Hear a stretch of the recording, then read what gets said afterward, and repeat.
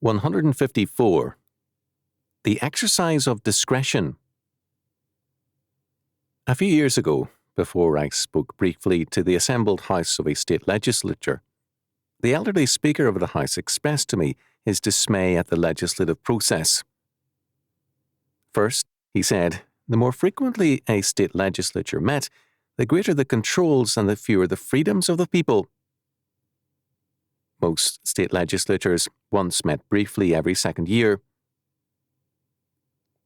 The progression to a yearly and then year-round sessions was always productive of a destruction of freedom, even with conservative legislatures. The bureaucracy had a year-round opportunity then to demand additional funds, and those groups of citizens demanding subsidies for themselves and controls over others had more time to pressure legislators into meeting their demands. Second, the function of legislators is to make laws, he said.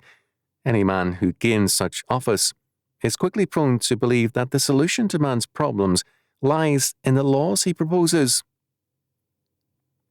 As a result, the laws and controls multiply, and the taxes increase. The Speaker had no answer, but he did see the problem.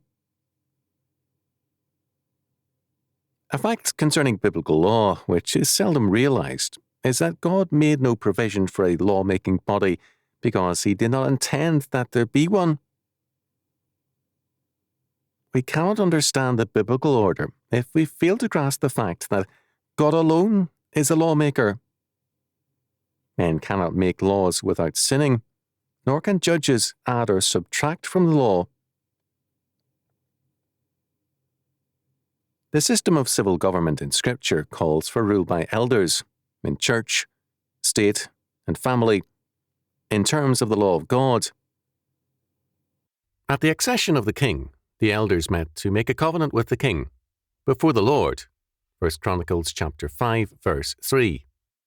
That is, to agree together by treaty to be faithful to God and to one another in the Lord in terms of his law, to obey it, to enforce it, and to teach it.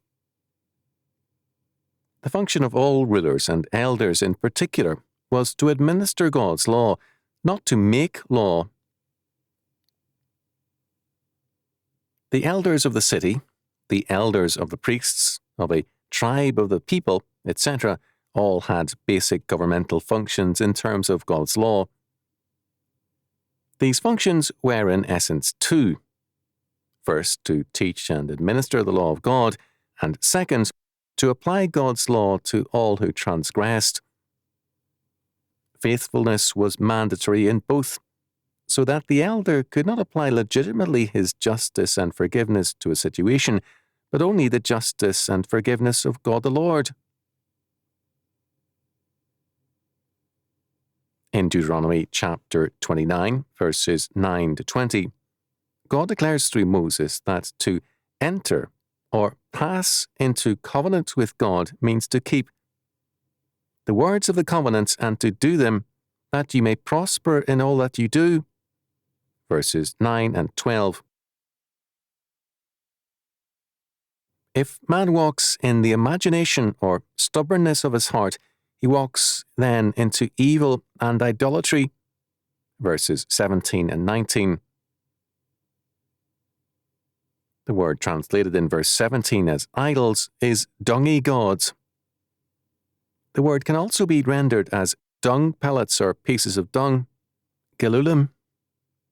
And Ezekiel in particular uses this word very frequently for the pagan gods or idols. Ezekiel chapter 6, verse 4, etc. The chief of man's dungy gods is himself.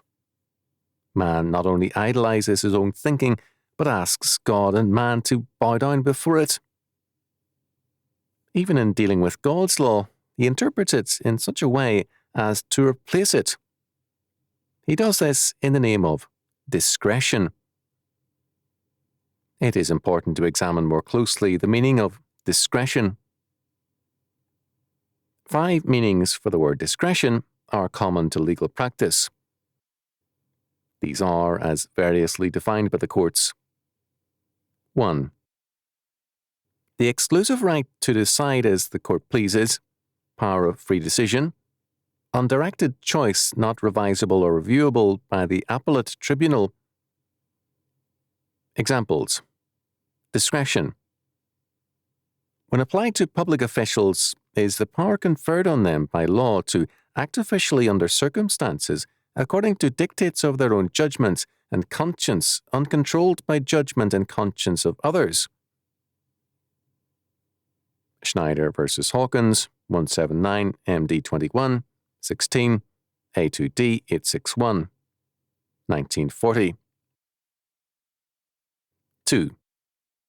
A relatively wide latitude of judgment.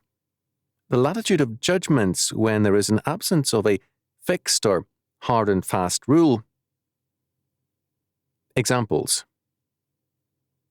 A judicial act is said to lie in discretion when there are no fixed principles by which its correctness may be determined, and such determinations are not subject to review on appeal.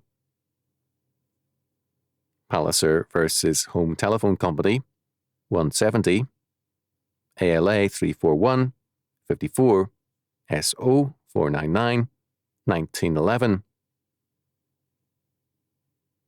3. The quality of being discreet, prudent, circumspect, exercising sound judgment, not arbitrary. Examples. Discretion implies knowledge, prudence, and that discernment which enables a person to judge critically of what is correct and proper. It is judgment directed by circumspection. Merritt School District No. 50 versus Chem 22, Wash 2D 887, 157, P2D 989, 1945. 4. The power to make a choice from among two or more legally valid solutions. See Jaffa, Judicial Control over Administrative Action, page 586, 1965. Example. Discretion in performing an act arises when it may be performed in one, two, or more ways, either of which would be lawful, and where it is left to the will or judgment of the performer to determine in which way it shall be performed. Texas Indemnity Insurance Company v. Arant, 171, SW2D, 915, Texas Civil Appeals, 1943. 5. The normal and usual process of decision-making, that is, the process of applying legal precepts or concepts to facts. Examples. A. Discretion is the responsible exercise of official conscience on all facts of a particular situation in the light of the purposes for which the power exists. Monaghan v. Jacobs and Polity, 66, NYS 2D, 207, 215, 187, Miscellaneous, 332, 1946. B. The exercise of a trial court's discretion means nothing more than the application of statutes and principles to all of the facts of a case. Shapiro v. Shapiro, 153, P2D, 62, Cal App, 1944. Very commonly, these varying meanings are confused. Definitions 4 and 5 are clearly legitimate exercises of judicial authority. Facts are related to law by analysis. The same is true of definition 3 when strictly applied. The problems arise with definitions 1 and 2. Number 2 represents a common situation in contemporary jurisprudence. Because of the modern stress on statute law, the courts face difficulties when the statute fails to cover every contingency, and hence the need for discretion arises. God's law is given with case laws, and God's law is written into man's being. Romans chapter 1, verses 17 to 21. So that there is no absence of fixed principles. In humanistic law, there are a variety of unfixed principles at work, as well as pragmatism, political self-interest, and sheer blundering. The judge, ruling in terms of humanistic law, is thus constantly compelled to exercise that wide latitude of judgment which is necessitated by an absence of both principles and rules.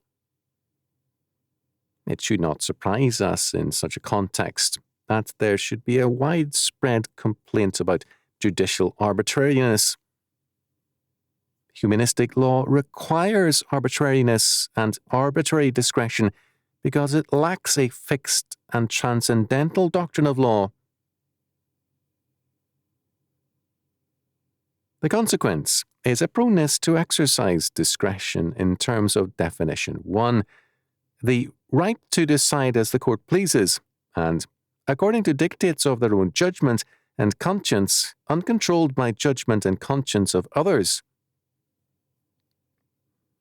This is precisely the power claimed and offered by the tempter in Genesis chapter 3, verse 5, the quote-unquote right to be one's own God, determining, knowing, or establishing for one's own self what constitutes good and evil.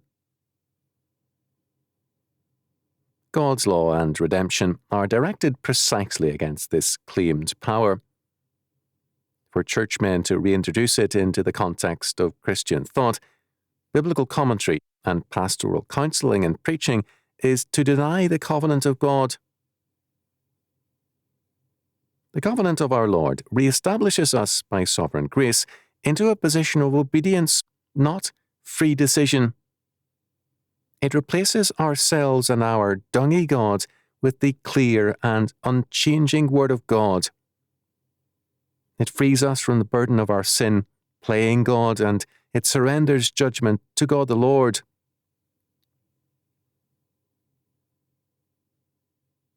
The world often appears to be an easier place if I forgive where God requires judgment.